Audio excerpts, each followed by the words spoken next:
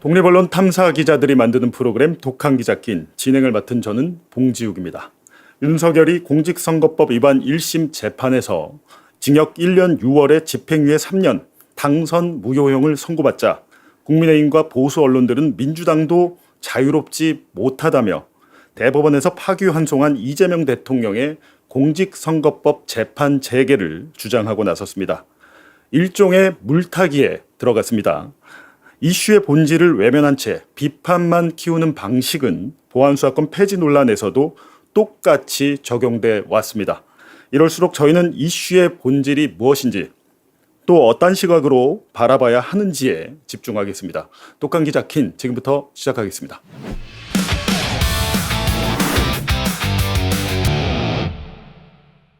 네, 첫 번째 코너 치킨쇼입니다. 베테랑 탐사 기자들과 함께 쏟아지는 뉴스 속에 숨겨진 맥락을 찾아보겠습니다. 오늘도 김용진, 한상진 기자 나왔습니다. 안녕하세요. 안녕하세요. 예, 좀 자주 봅니다.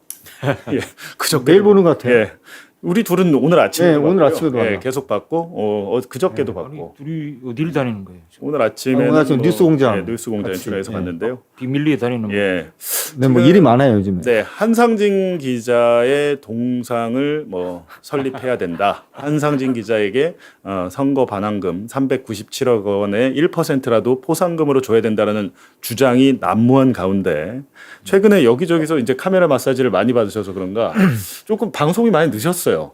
아니 그런 건 아니고 요즘에 어쨌든 뭐 저희 뉴스타파가 그동안 어쨌든 보도했었던 예. 여러 가지 일들이 어느 정도 이제 변화를 일으키고 이제 성과를 낸 거니까 예, 또 여기저기 불러주시는 곳에 다 가서 또 뉴스타파에 대해서 또 제 기사에 대해서 또 네. 홍보도 하고 뭐 당연히 해야 되는 거니까. 근데 하다 보니까 이거 힘드네요. 이거. 힘들죠. 네. 보통 일이 공직 아니죠. 기자는 저보다 훨씬 더 많이 이런 걸 했는데 어떻게 살았어요 그동안? 아니요, 저는 요즘은 출연 잘 안 해가지고. 근데 이제 한상진 기자의 동상을 매불쇼의 체육 앵커가 3심이 확정되면 자기가 추진하겠다고 그렇게 얘기를 하더라고요. 네.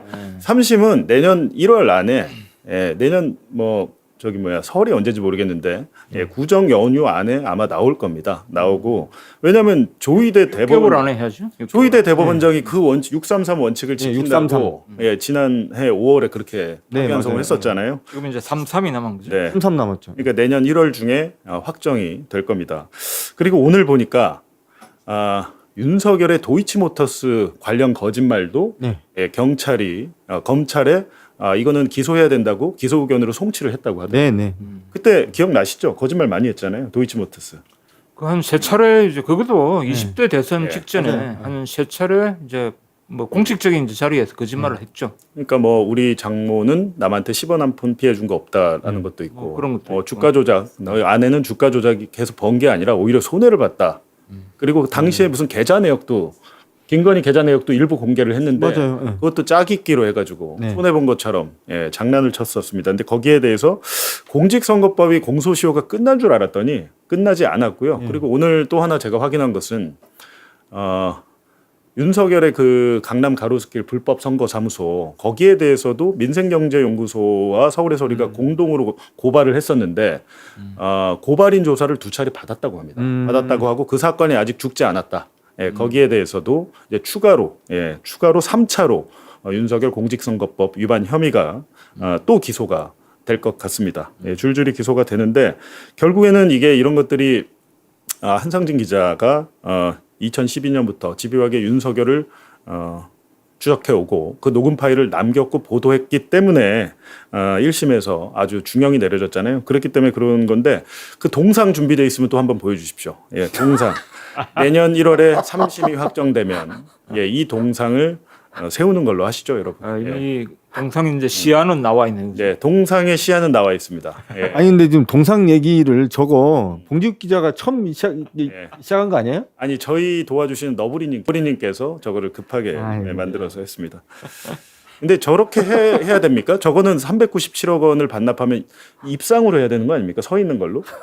그렇죠. 예. 지금 이제 저 정도는 뭐 저로서 뭐 예. 그렇죠. 근데 이제 입상으로 해야죠. 그러니까 저런 흉상 정도는 저한테 해야 된다고 최욱 앵커 얘기했잖아요. 봉지욱은 흉상. 예. 한상진 기자는 입상. 예, 그만하고 이제 방송하시죠. 알겠습니다. 네, 윤석열 1심 선고 후 그제 이제 선고가 내려졌는데 예, 국민의힘이 그리고 언론이 처음에는 그제 조선일보만 그러더니 급기야 오늘은 노컷뉴스 뭐 경향 같은 소위 말하는 진보 네, 매체에서도 난데없이 이재명 재판 재개하라 이렇게 나오고 있어요. 예. 사실은 저는 지금 이제 언론 보도 보면서 뭐 그 언론 보도하는 내용이 뭐 틀렸다 맞다 이런 걸 떠나서 예. 사실은 이 이재명 대통령의 지난 대선 당시의 공직선거법 위반 혐의 예. 그 사건 같은 경우는 1심에서 유죄가 났다가 2심에서 무죄로 뒤집어졌었던 그렇죠. 사건이고 예. 대법원에서 대선을 며칠 앞두고 느닷없이 파기환송을 하면서 논란이 있었던 맞습니다. 사건이에요. 정확히 한 달 전에 그랬죠. 예, 그리고 이게 사실은 정치적으로 대법원이 판단을 했다라는 비판을 매우 많이 받았었고 예. 사실은 이게 정치적인 판결이라고 말하지 않으면 해석이 안 되는 판결이었는데 그 당시에는 또 많은 언론들이 이렇게 판결하면 안 된다라는 비판을 많이 했었어요. 맞습니다. 근데 지금 윤석열 씨의 397억 걸려 있는 이 재판이 나오니까 여기에 본인들이 그 당시 대법원의 파기환송이 왜 문제인지에 대해서 그렇게 열심히 써왔었던 언론들이 그 얘기는 또 다 잊어버리고 지금 국민의힘에서 주장하는 내용에 부안해동해서 지금 이런 식의 기사를 써대고 있는 모습을 보는 게 참 서글프다는 생각이 들고 네. 일단 그 이재명 대통령의 공직선거법 위반 혐의를 다투는 얘기를 하기 전에 조희대의 판결에 대해서 우리가 다시 한번 곱씹어 볼 필요가 있지 않나 저는 그 생각이 제일 많이 들었어요. 네. 지금 김용진 기자가 이와 관련해서 지금 언론의 보도 행태를 좀 분석을 하셨죠. 네, 그 뭐 본격적으로 이제 분석 결과 보기 전에 예. 그 어떤 유형의 기사가 나왔는지 몇 개만 한번 쭉 보실까요? 예, 지금 보면 이제 민주당도 2022년 대선 비용 434억 반환 리스크.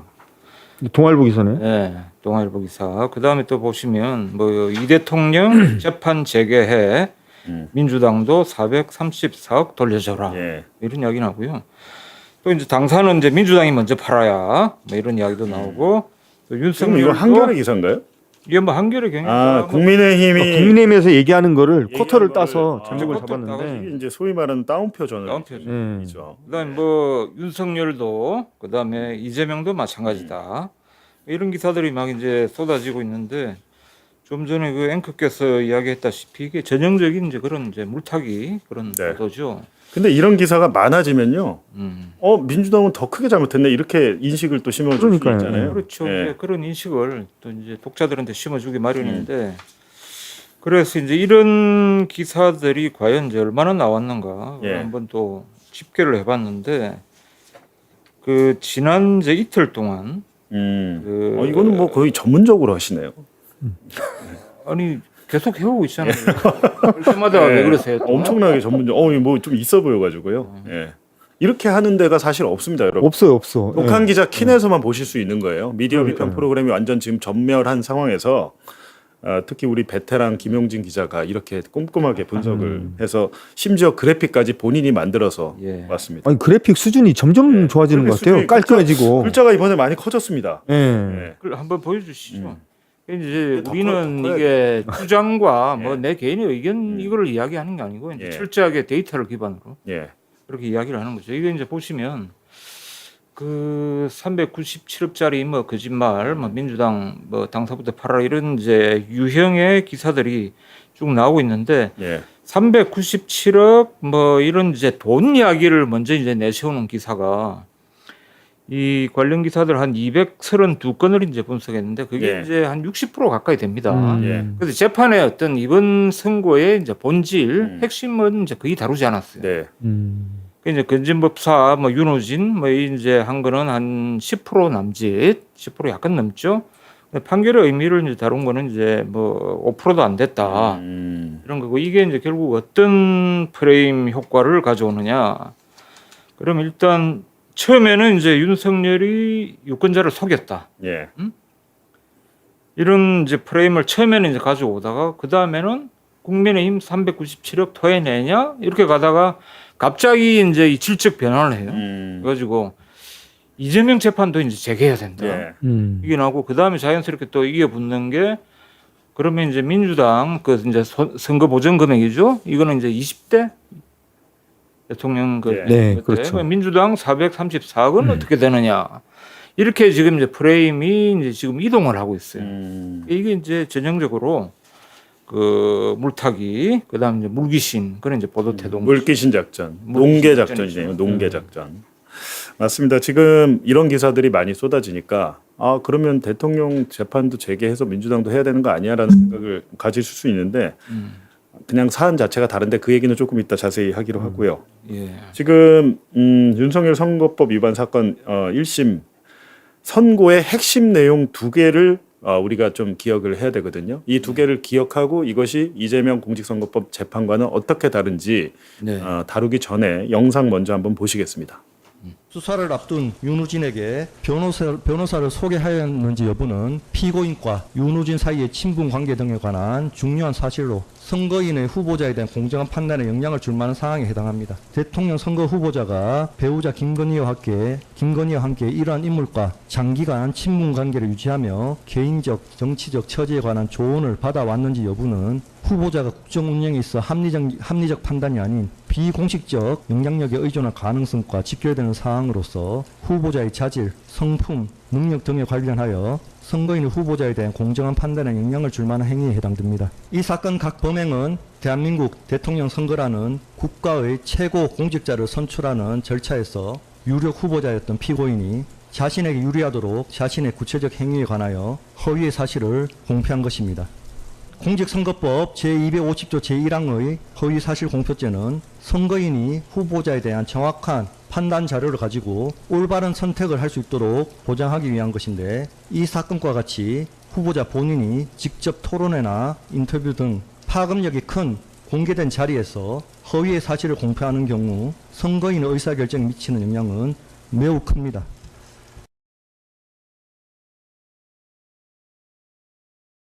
그러니까 지금 보면 비공식적 이건 건진법사 관련 내용인 네. 겁니다. 김건희와 함께 윤석열이 건진법사를 만나고 한 것은 비공식적 영향력에 의존할 가능성과 직결되는 사항으로서 그러니까 이게 무속에 의존하는 그렇죠. 그렇죠? 실제로 무속에 의존해서 결정을 이끌었으니까 그것 자체가 위헌입니다. 예.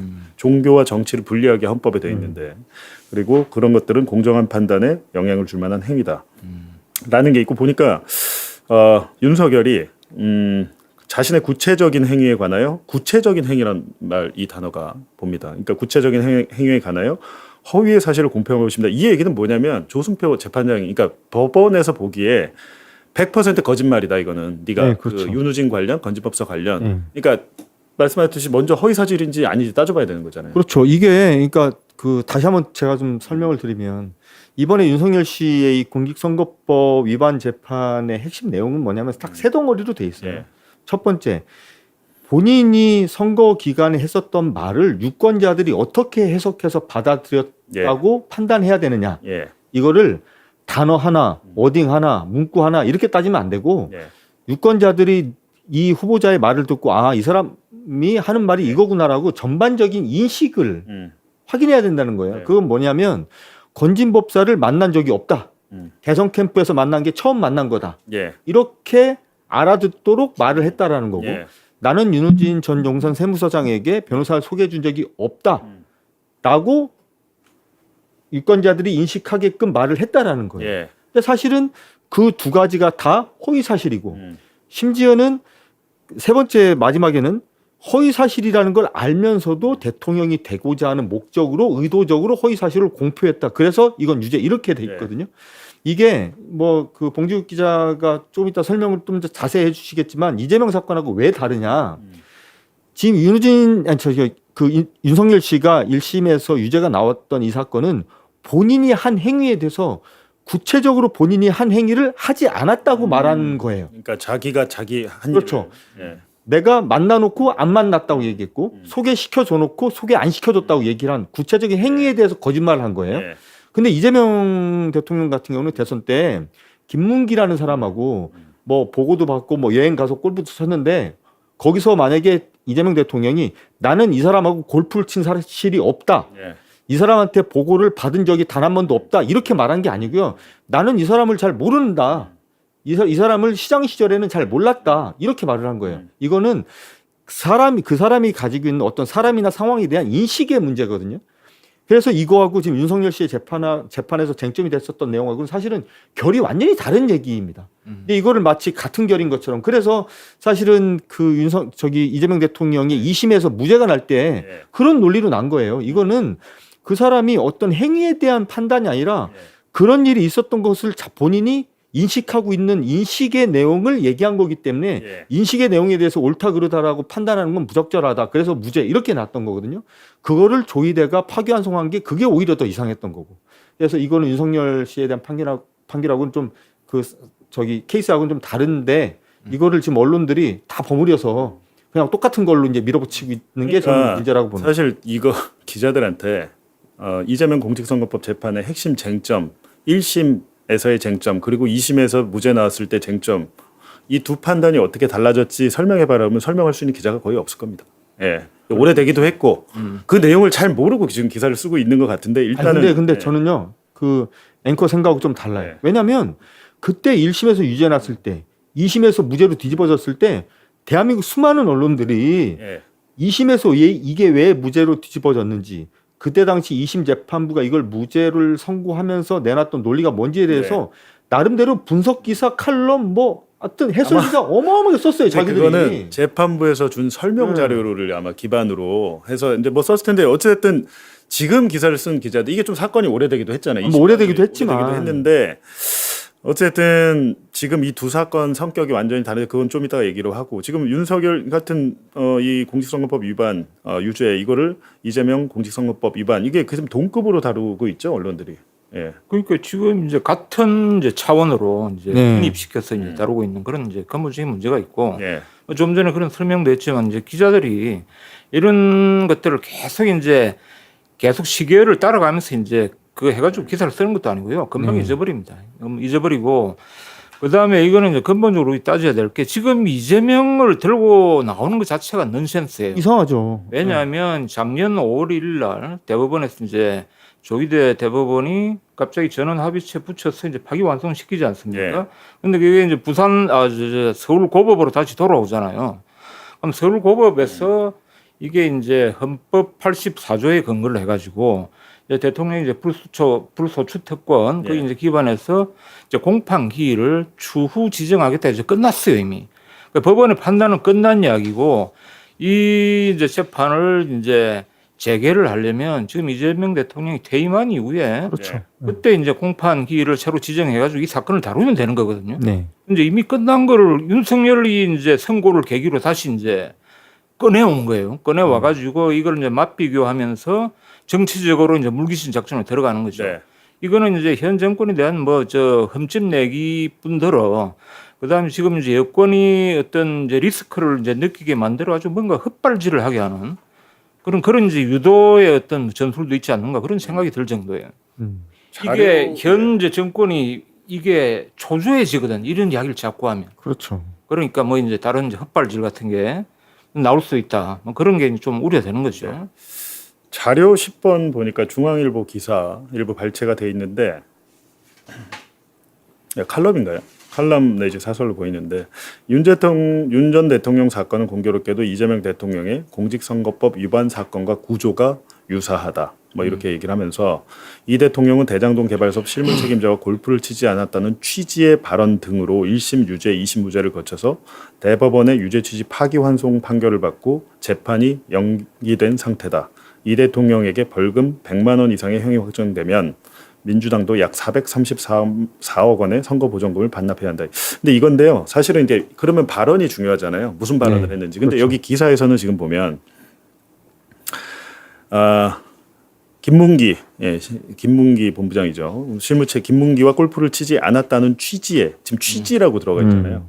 당시에 문제됐던 발언은 어떻게 돼 있냐면 국민의힘이 자료 11번 보여주세요. 이 당시에 개혁신당 이기인 이분이 사진을 공개합니다. 네 사람이 등장을 한 사진이 있어요. 그렇죠. 맨 앞에가 당시 이재명 성남시장 이게 2015년일 거예요. 그리고 맞아요. 뒤에가 이제 김문기 처장 성남도시개발공사 처장입니다. 근데 이렇게 사진을 공개하니까 야 호주 뉴질랜드 출장 가가지고 이렇게 넷이 사진 찍고 골프장에서 찍은 거 아니야. 근데 이러면 어떻게 골프를 안 쳤다고 할 수 있냐라고 나왔잖아요. 근데 여기 지금 준비는 안 돼 있는데 이게 보니까 4명이서 찍은 사진이 아니고 10몇 명이서 맞아요. 여러 명이서 찍은 사진 네. 중에 저기를 그 중에 이렇게, 일부분만 딱 네. 클로즈업해서. 그래가지고 저거에 대해서 저거를 저렇게 공개하니까 당시에 이재명 후보가 사진을 그렇게 일부 잘라서 한 거는 조작이다. 맞아요. 마치 제가 같이 골프를 친 것처럼 사진을 그렇게 잘라서 보여주면 그거는 조작이죠라고 얘기를 합니다. 그러니까 아까 한상민 기자가 말씀하셨듯이 저는 그때 김문기가 골프를 치지 않았습니다라고 얘기한 게 아니고 맞아요. 국민의힘이 이제 당시에 국민의힘 이긴이 국민의힘이었죠. 근데 국민의힘이 저렇게 조작된 사진, 편집된 사진을 내놓으니까 그거는 조작이죠라고 얘기를 했는데 법원에서는 야 그 얘기는 이재명 당신이 골프 안 쳤다고 얘기한 거랑 마찬가지야라고 해가지고 징역 1년에 집행유예 2년을 줬고 2심에서는 그게 아니라 사진을 조작했다고 얘기했잖아. 골프를 안 쳤다고 얘기한 게 아니잖아. 사진을 조작한 건 또 사실이잖아요. 네, 그렇죠. 그래가지고 무죄가 나와요. 네. 무죄가 나오는데 근데 조희대 대법원은 간단합니다. 그냥 1심을 따라한 겁니다. 다시 1심으로 뒤집은 거예요. 네, 맞아요. 뒤집은 건데 지금 가장 많이 나온 기사가 뭐냐면 윤석열 공직선거법 유죄를 준 대법원의 판례 그리고 뭐 재판부의 논리가 사실은 이재명으로부터 비롯됐다. 뭐 이렇게 되면 그 얘기는 뭡니까? 이재명은 무조건 유죄라는 논리잖아요. 근데 제가 좀 조사해 보니까 그게 아니고 조희대가 당시 적용했던 대법원 판례는 조희대가 새로 만든 게 아니고 원래 있었던 판례고 이재명이 2심에서 무죄가 나왔을 때도 적용된 판례예요. 똑같이. 맞아요. 근데 판사가 봤을 때는 골프를 안 쳤다고 얘기한 게 아니라 사진이 조작됐다고 얘기했기 때문에 그거는 처벌할 수 없다라고. 김문기 된 기억이 거거든요. 없다 그랬고. 예. 예. 근데 거기에 대해서 그리고 예를 들면 성남시에서 식품연구원 부지에 종상향을 해가지고 개발 사업, 백현동 개발 사업을 하는데 경기도 국정감사에서 당시 이제 이재명 후보가 경기도 국정감사에서 얘기를 하잖아요. 네. 국토부로부터 수많은 압박, 협박을 받아서 용도 변경을 할 수밖에 없었다 이렇게 얘기를 했는데 그런 내용도 있었죠. 그러니까요. 근데 당시에 실제로 재판에서 국토부가 경기도에 무지무지하게 많은 성남시에 무지무지하게 많은 공문을 계속 보냈잖아요. 근데 보니까 박근혜 청와대가 좀 관련이 있었고 했는데 그런 것들에 대해서 압박, 협박 그건 사람에 따라서 느끼기에 따라서 다른 거 아닌가요? 그러니까 그건 역시 사실에 대한 얘기가 아니고요. 네. 그런 어떤 구체적인 현상이 벌어진 것에 대해서 어떻게 느끼고 있었느냐. 느낌이죠. 느낌. 네, 느낌이에요. 인식의 문제. 그 인식이 틀렸다, 틀리지 않았다, 이거 판단하는 게 맞지 않다라는 이유로 2심에서 사실은 무죄가 났었던 그러니까요. 거예요. 그러니까 국토부가 협박해서라고 했는데 지금 조희대 대법은 뭐라고 그러냐면 국토부는 그렇게 협박한 적이 없는데라고 얘기를 한 건데 그럼 국토부가 협박하는 방식에 대해서 이건 협박이고 협박이 아니다 이렇게 나누어줘야 되는데 그게 아니고 너는 왜 협박으로 느꼈어? 뭐 전화해서 뭐 죽여버린다 이렇게 협박한 건 아니잖아. 이런 식으로 지금 얘기를 하다 보니까 2심에서는 그게 아니고 그거는 감정의 문제 아니냐. 그렇지. 그리고 수많은 공문이 가지 않았냐라고 해서 무죄가 난 거거든요. 그러니까 공직 후보자의 마음속까지 유죄로 내릴 수도 있다 이렇게 되면 이게 문제가 됩니다. 왜냐하면 그게 이재명 대통령 공직선거법이 유죄로 가버리면 나중에 그런 조희대 대법원장 같은 사람 나오면 그냥 저 사람은 너의 마음이 문제가 있다. 그걸 왜 협박으로 느껴? 아무것도 아닌데 그건 자기가 판단한 거잖아요. 그 자기가 주관적으로 판단한 건데 그때 이제 우리가 기억이 나는 게 작년 5월달에 이제 대법원이 그런 파기환송을 하고 난 다음에 그 뒤에 국회에서 그런 뭐 여러 가지 이제 논란이 되지 않았습니까? 네. 그래서 이제 법원 행정처장을 불러가지고 뭐 이런저런 이야기를 하는데 어쨌든 이제 대법원 전원합의부에서 뭐 일주일 만인가 그런 결론을 내렸는데 그러면 그 수사 기록이 뭐 수만 페이지 7만 쪽인가 되는데 그걸 다 보고 그런 판단을 했냐? 그러니까 그걸 다 출력을 해서 했다 이런 이제 거짓말을 한 건데 실제는 그런 사실이 없잖아요. 출력을 할 수가 없죠. 그걸 대법관들한테 다 줘야 되는데 그렇죠. 그걸 출력을 하면 출력 기록이 복사기 서버에 남습니다. 그게. 그러니까 이제 네, 기록도 누가 출력했는지도 남고. 기록도 제대로 보지 않고 이미 결론을 정해놓고 그렇게 이제 대선 앞두고 급하게 이제 그렇게 한 거죠. 그러니까 이제 정리하면 사실은 답답한 게 이재명의 공직선거법 위반 혐의 사건과 윤석열의 공직선거법 위반 혐의의 사건은 죄목만 지금 재판이 진행됐던 죄목만 같아요. 허위사실 유포. 근데 내용적으로 보면 완전히 사실이 다릅니다. 두 가지가. 다시 한번 말씀드리지만 윤석열 씨는 본인이 한 구체적인 행위에 대한 거짓말과 관련된 것이고요. 예. 이재명 대통령과 관련된 부분은 본인이 인식한 것에 대한 판단. 그래서 유죄와 무죄가 엇갈렸었던 거. 그래서 결이 완전히 다르기 때문에 우리가 다르게 판단해야 되는 게 당연한 것이고, 두 번째는 아까도 말씀을 드렸고 김용진 기자께서도 지금 말씀하셨지만 작년에 있었던 조희대 대법원의 판단은 정치적 판단이었습니다. 이거는 뭐 달리 해석할 방법이 없습니다. 예. 저기에 대해서 우리가 다시 한번 곱씹어보고 저게 얼마나 잘못된 판단이었고 얼마나 잘못된 대법원의 판결이었는지에 대해서 우리가 이거는 진짜 뭐 수사가 됐든 조사가 됐든 해봐야 될 사안인데 예.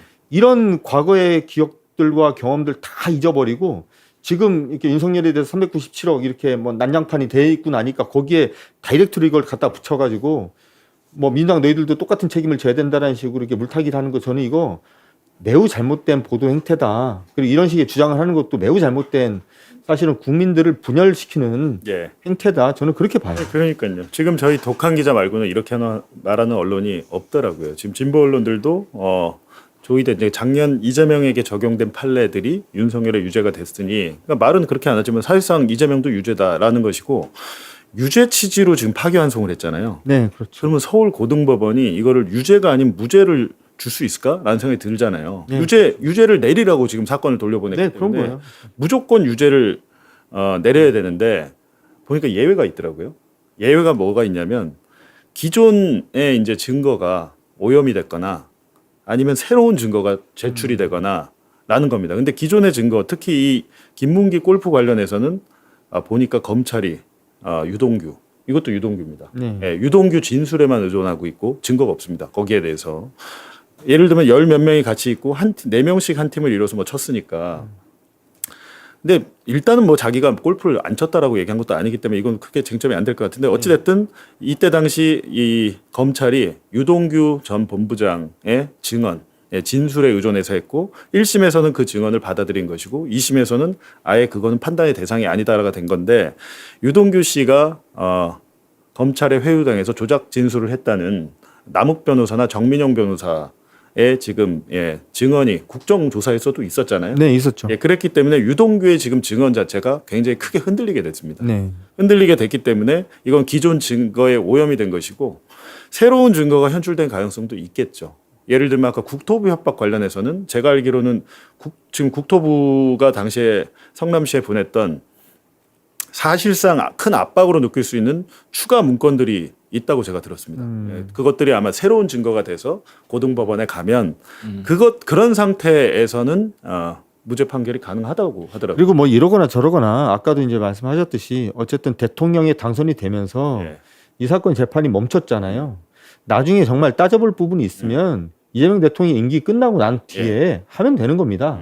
지금 어쨌든 윤석열 씨와 관련된 혐의 그것에 대해서 지금 재판부가 굉장히 중형에 가까운 형을 내렸는데 여기에 지금 이 사건을 끄집어 들여가지고 물타기하는 행태는 저는 그 자체가 전 바람직하지 않다. 근데 저는 이제 그렇게 봐요. 사실은 오늘은요 코스피가 역대급으로 지금 폭락을 해가지고 5,000포인트대로 지금 진입을 했어요. 네, 그렇죠. 예. 우리 김용진 기자는 주식 하시나요?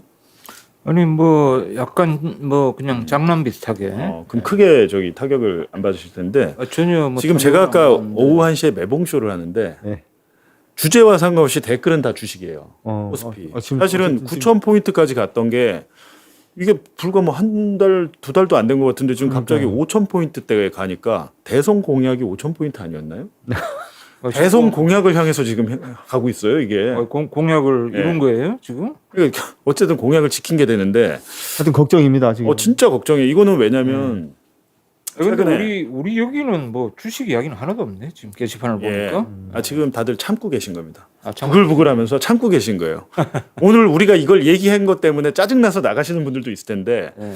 어찌됐든 지금 부동산하고 이 주식시장 이리고 사실은 먹고 사는 문제 이재명 대통령이 항상 먹사니즘이라는 얘기도 했고 자기는 실용주의 정부다라고 얘기를 했는데 와 이거 주식과 부동산이 함께 좀 무너지면 진짜 큰일 나는 거 아닌가요? 아니 저도 사실은 뭐 이건 그냥 여담인데 예. 오늘이 치킨쇼 출연 때문에 사무실 들어오는데 전화가 왔어요. 제 예. 지인한테 전화가 왔는데 그냥 평생을 그냥 민주당을 지지하고 민주당에서 배출한 정부 대통령을 지지했었던 제 지인인데 이분이 전화해가지고 지금 밀란이 일어날 수도 있다고 지금 주식과 부동산 시장 때문에 정말 걱정된다고 그런 전화를 막 하면서 그 민주당 정치인들 혹시 아는 사람이 있으면 얘기를 좀 하라는 거예요. 지금 신천지니 뭐니 지금 그런 걸로 지금 싸울 때가 아니고 지금 대한민국이 지금 큰일 날 상황이니까 정말 지금 그 정부 여당하고 그 청와대가 힘을 합쳐서 이거 해결해야 된다고 그 얘기 꼭 해달라고 정말 얘기하는데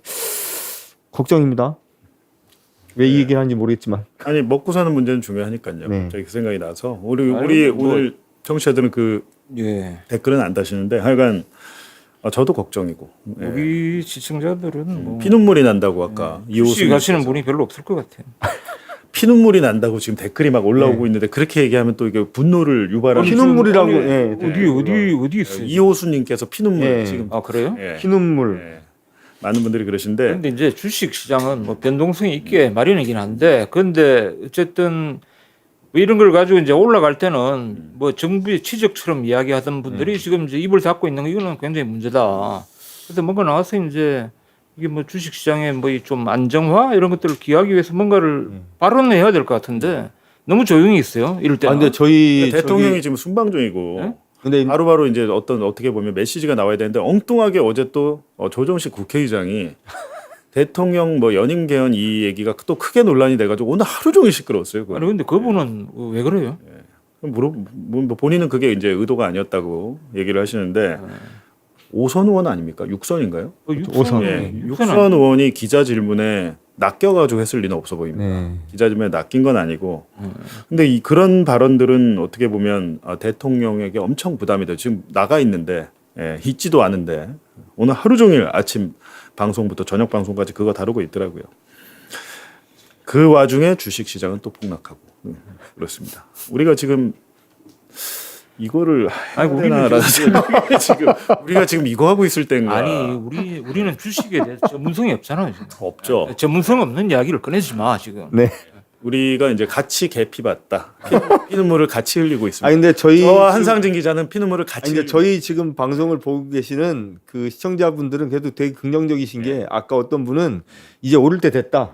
뭐 이렇게 올리시는 분도 있고. 그렇게 생각할 수밖에. 예. 저도 어제 오늘 오를 것 같다고 생각했는데 예. 만약에 내일하고 모레 추가로 되잖아요. 예.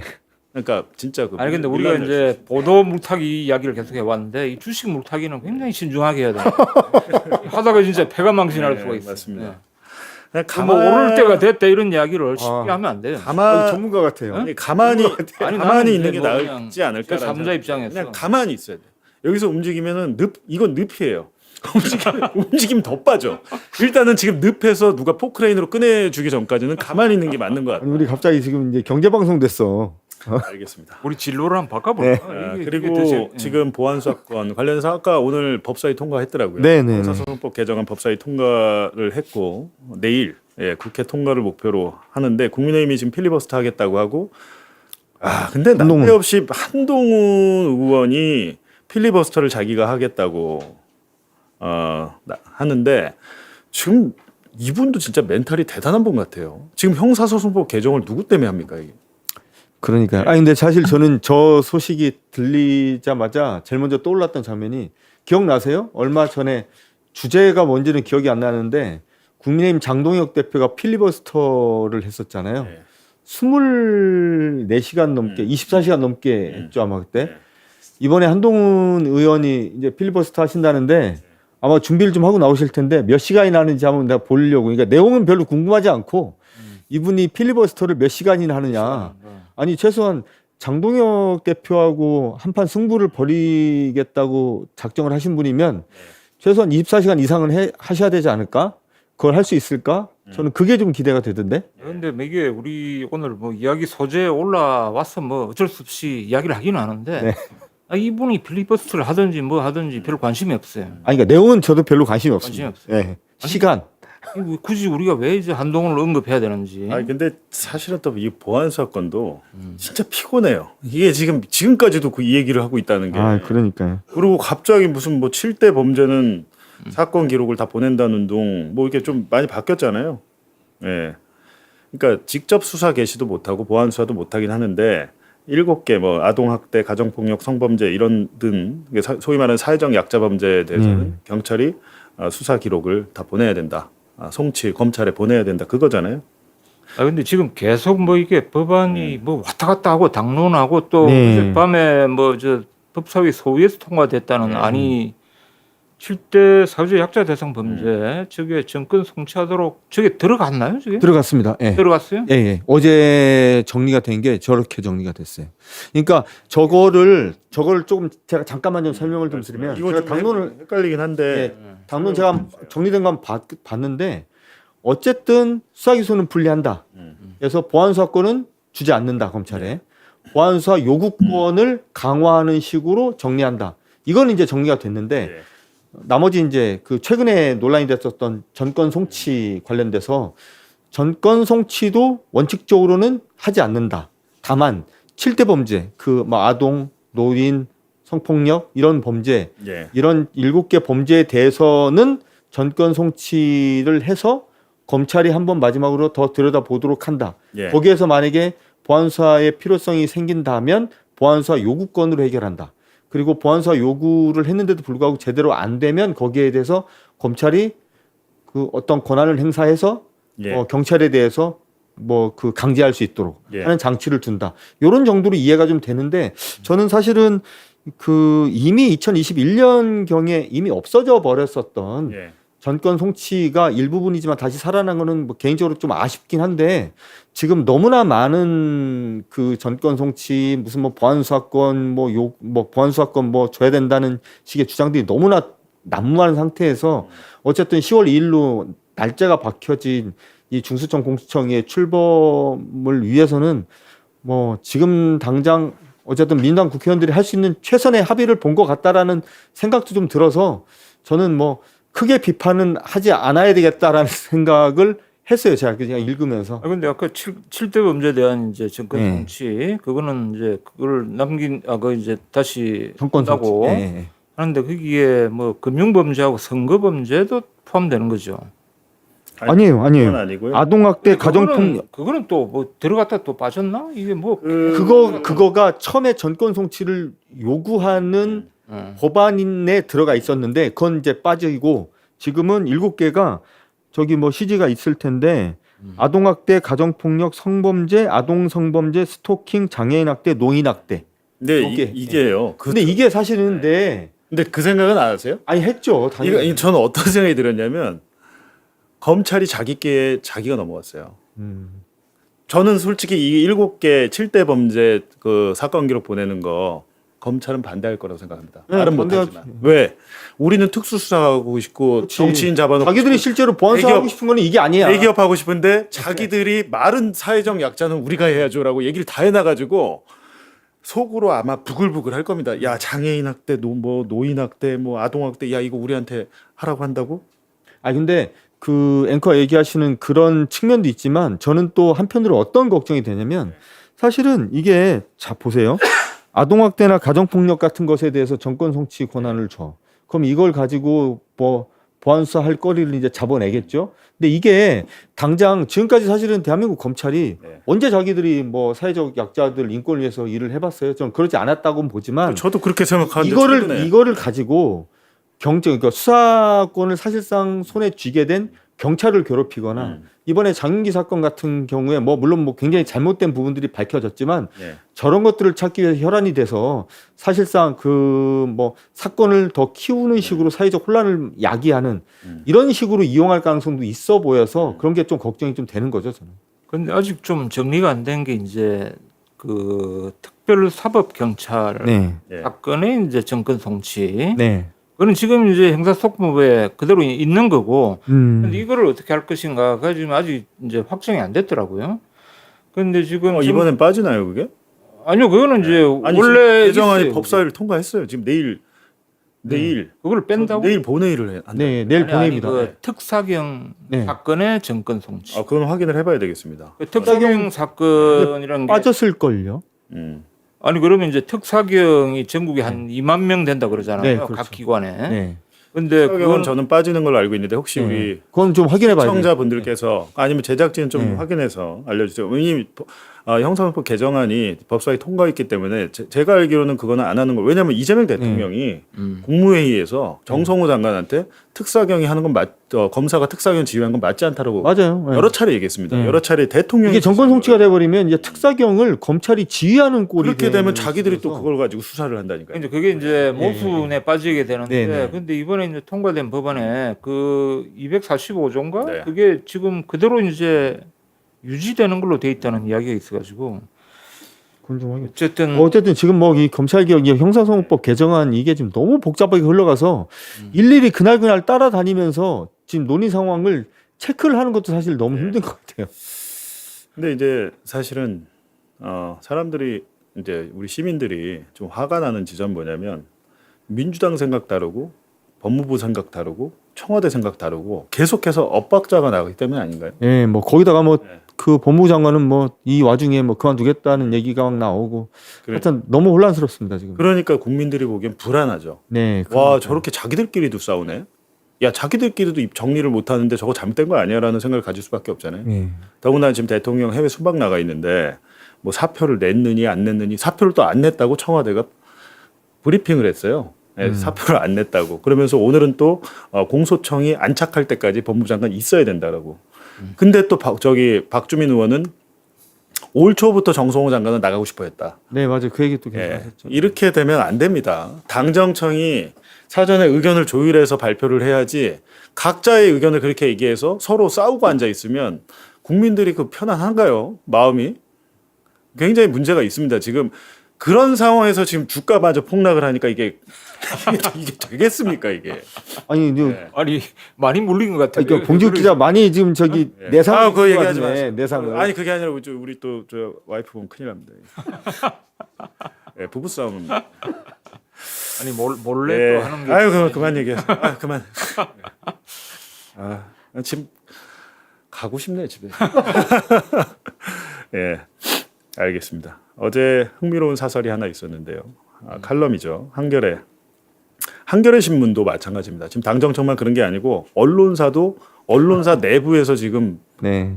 분쟁이 있어요. 맞죠? 저런 언론사가 지금 한두 곳이 아닌 걸로 저는 알고 있습니다. 예. 그러니까요. 한겨레 근데 되게 흥미로운 칼럼이 네. 검찰 개혁 관련해서 한겨레 입장이 뭐냐는 분들께 네. 뭐 이런 식으로 아주 독특한 칼럼이 나왔죠. 이게 독특한 칼럼이잖아요.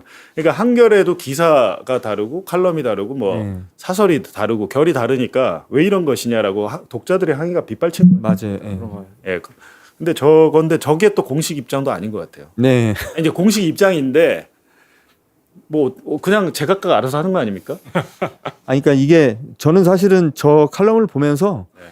그래도 한겨레 정도 되니까 그 내부적으로 산에서 벌어지는 논란에 대해서 독자들에게 솔직하게 밝히는구나. 예. 저거는 굉장히 좋은 모습이다라고 저는 개인적으로 생각을 했는데 사실 이제 저거를 읽고 나니까 제가 이제 한겨레를 항상 이제 애독하는 입장에서 저런 것 때문에 신문을 이렇게 만들었구나 최근 몇 달 동안 이해가 됐는데요. 이해가 좀 갔어요. 네, 근데 이제 저기에 핵심 내용은 뭐냐면 한겨레에는 다양한 생각을 가지고 있는 칼럼니스트들이 활동을 하고 있고 예. 그분들이 동일한 주장을 하지는 않고 있고 그래서 많은 분들이 한겨레의 입장은 뭐냐라는 부분에 대해서 의문을 가지실 텐데 칼럼을 쓰는 분들의 의지와 의사에 따라서 나가는 것은 맞고 다만 한겨레가 가지고 있는 전반적인 입장, 한겨레의 입장은 사설이다. 근데 사실은 한겨레는 지난 몇 달 동안 사설에서 여러 차례에 걸쳐서 검찰의 수사권, 저는 뭐 개인 보안 수사권이라는 단어 자체를 쓰는 걸 좋아하지 않기 때문에 검찰 수사권 존치 문제에 대해서 한겨레가 사설을 여러 번 썼는데 단 한 번도 한겨레는 사설에서 검찰의 수사권을 남겨놔야 된다라는 주장을 한 적은 단 한 번도 없어요. 예. 단 한 번도 없고 다만 수사와 기소는 반드시 분리돼야 한다. 하지만 그 과정에서 그것으로 인해서 발생하는 과거에 없었던 문제에 대해서는 재발 방지책 혹은 보완책을 반드시 만들어야 된다라는 사실상 좀 원론적인 입장을 계속 사설에서 냈고 뭐 말씀드렸듯이 칼럼을 쓰시는 특히 이제 논설위원들이 좀 많이 입장이 좀 다르시는 것 같은데 어떤 분은 검찰에는 절대 뭐 수사권 뭐 단 한 톨도 줘서는 안 된다라고 생각하시는 분들이 있고 또 논설위원 중에 어떤 분은 검찰의 수사권을 일부라도 남겨놓지 않으면 진짜 대한민국이 큰일 난다라는 칼럼을 쓰시는 분들도 있고 생각이 좀 제각각인 것 같아요. 근데 어쨌든 뭐 이 칼럼 보고 나니까 저는 뭐 다시 한번 말씀드리지만 그래도 한 개례 정도 되니까 이런 정도 칼럼이 나오는 거다. 저는 뭐 좋게 봤습니다. 한겨레 대변인 같은 이야기를. 아 근데 사실은 뭐 그 사내에서 저런 정도의 갈등이 없는 언론사는 없는데 그런 언론사 중에 자기 조직 내에서 벌어지는 문제에 대해서 솔직 담백하게 저렇게 얘기를 하고 독자들이 이해를 구하려고 하는 노력을 하는 언론사는 뭐 저는 뭐 박수 쳐줘야 될 것 같은데. 나도 이제 그걸 네. 봤는데 저게 이제 저널리즘 책무실이라는 네네네. 소속의 기자가 쓴 거잖아요.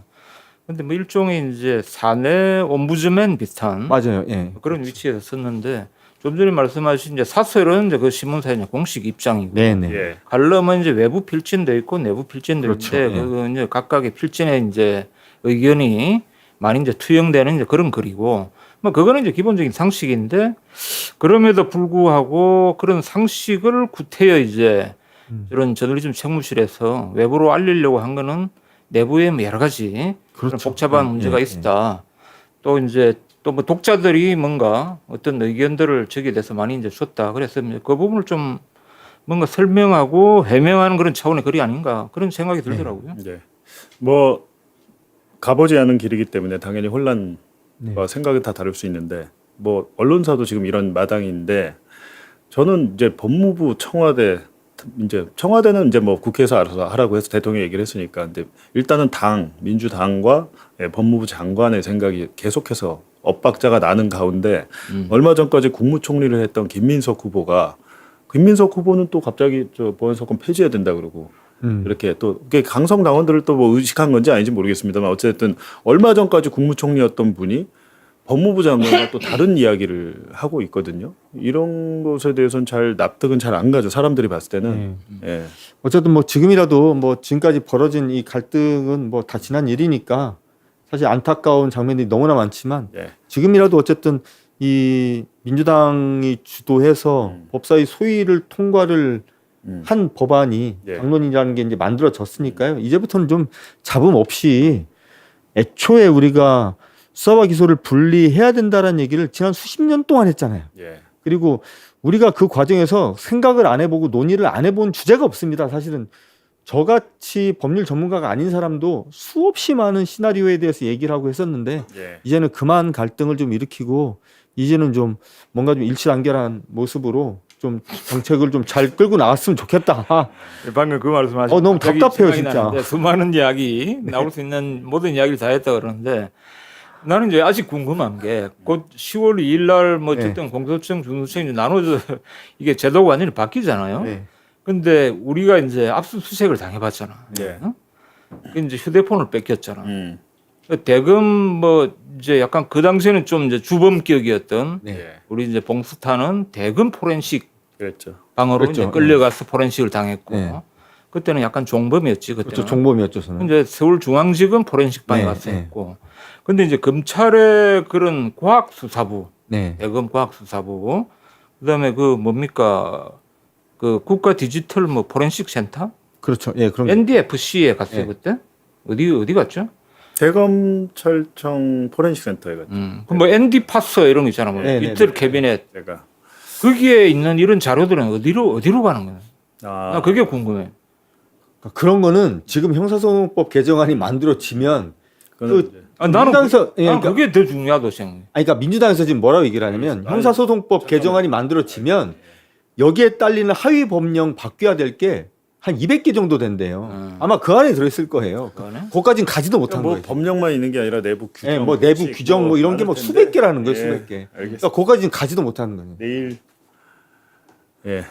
주식시장을 다 생각하고 있기 때문에 오늘은 여기서 이 정도 마무리. 내일은 오르기를. 보니까 우리 아니 지금 한스타가 힘이 많이 빠졌어 오늘. 우리 한스타가 많이 물린 것 같아. 한스타가 그래도 있어가지고 지금 뭐 한 700분 이상 보고 계신데 이게 이렇게 가면 안 됩니다. 저희가 또 아. 시간 조정을 한번 해야 되지 않을까라는 생각이 듭니다. 아니 8시에서 7시로 왔더니 더 떨어지네 이거. 그뭐 어디로 가야 되는 거야? 6시로 가. 우리 어디로 가야 되는 거야? 6시로 가다가 5시로 갔다가 그래도 안 되면 뭐 폐지를 하든지 해야 되지 않을까라는 생각이 듭니다. 아무튼 오늘 두 분 말씀 충격이 컸네 보니까. 예상이 심했던 것 같아요. 대상이 심했어. 근데 뭐 끝까지 버티는 놈이 이기는 겁니다. 맞아. 네. 저희도 뭐 수사받고 난리치고 뭐 했지만 네. 끝까지 버티니까 윤석열이 감옥 갔어요. 네. 예, 저희는 감옥 안 갔습니다. 그리고 윤석열이 당선 무효가 됐습니다. 끝까지 버티는 사람이 이기는 거다. 알겠습니다. 오늘 두 분 말씀 감사드립니다. 네, 감사합니다. 수고하셨습니다.